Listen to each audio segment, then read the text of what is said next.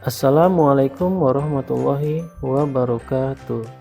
Selamat pagi anak-anak, berjumpa lagi dengan Bapak.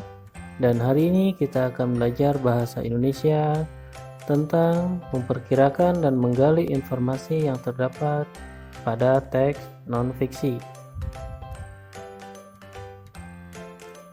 Memperkirakan isi teks melalui judul. Selain letak dan penulisannya yang mencolok, judul memuat kata kunci yang berkaitan dengan isi bacaan. Melalui judul, pembaca dapat memperkirakan isi teks tersebut. Untuk memperkirakan isi teks, cermatilah langkah-langkah berikut. Yang pertama, cermatilah judul teks dengan saksama.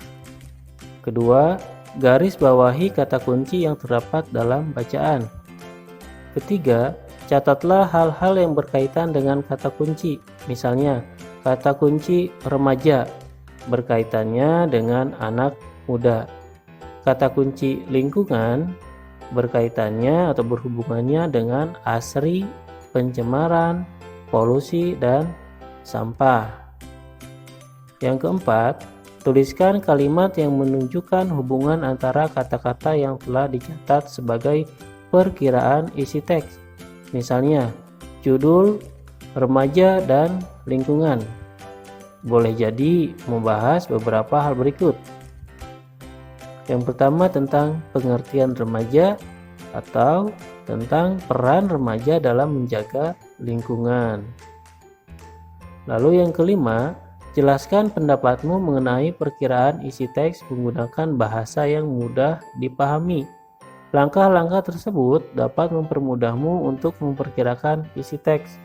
Selain melalui langkah-langkah tersebut, kamu dapat memperkirakan isi teks secara langsung jika telah memahami kata kunci dalam judul dengan cermat. Memperkirakan isi teks dapat dilakukan dengan menemukan kata kunci dalam judul. Hal yang perlu diperhatikan adalah perbanyaklah perbendaharaan kosakata yang kita miliki. Dengan demikian, kamu akan lebih mudah memahami judul dan menemukan kata kunci untuk memperkirakan isi teks. Memahami judul teks perlu memperhatikan bentuknya, yaitu berupa frasa atau kalimat. Judul yang berupa frasa boleh jadi lebih mudah dipahami.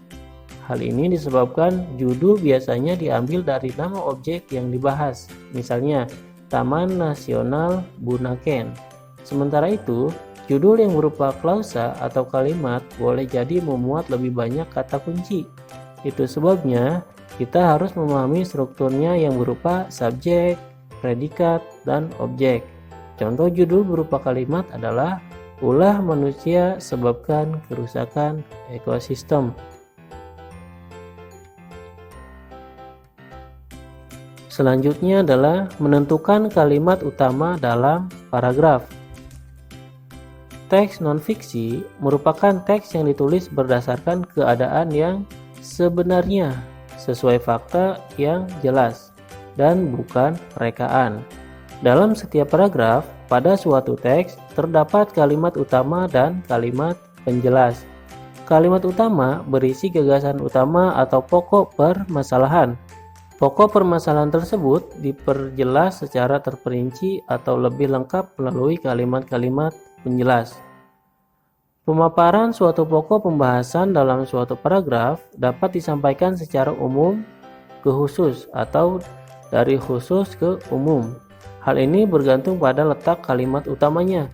Jika kalimat utamanya berada di awal paragraf, pemaparan pokok pembahasan dilakukan secara umum ke khusus.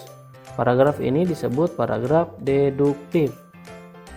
Namun sebaliknya, jika kalimat utama berada di akhir, pokok pembahasan dipaparkan secara khusus ke umum.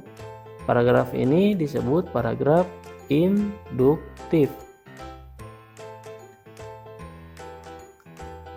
Gagasan pokok atau gagasan utama. Gagasan pokok atau gagasan utama disebut juga pokok pembahasan. Jadi gagasan pokok adalah inti bahasa dari suatu paragraf. Gagasan pokok dapat dilihat pada kalimat utama. Kalimat utama biasanya terletak pada bagian awal atau bagian akhir. Kalimat utama yang terletak pada bagian akhir paragraf biasanya diikuti dengan kata-kata seperti oleh karena itu, oleh sebab, jadi, dan dengan demikian. Contoh, suku Minang adalah kelompok etnis yang terdapat di Provinsi Sumatera Barat.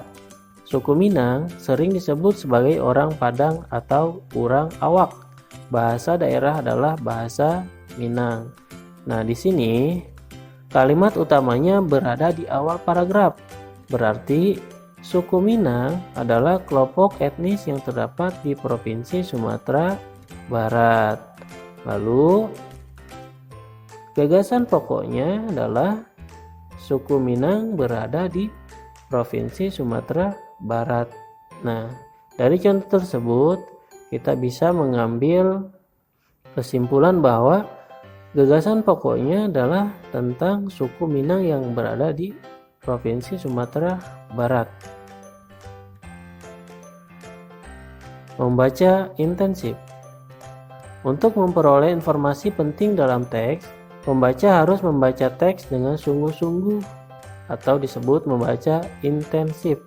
Membaca intensif juga dapat dilakukan untuk menentukan gagasan utama setiap paragraf. Rangkaian gagasan teks pada setiap paragraf digunakan untuk menentukan gagasan utama teks. Nah, hari ini materinya adalah tentang memperkirakan isi teks dari judulnya.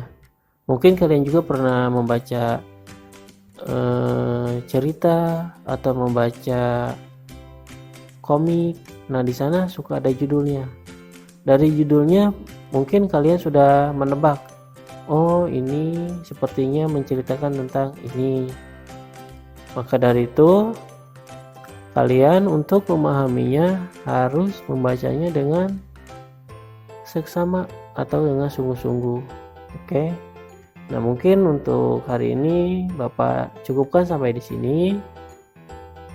Wassalamualaikum warahmatullahi wabarakatuh.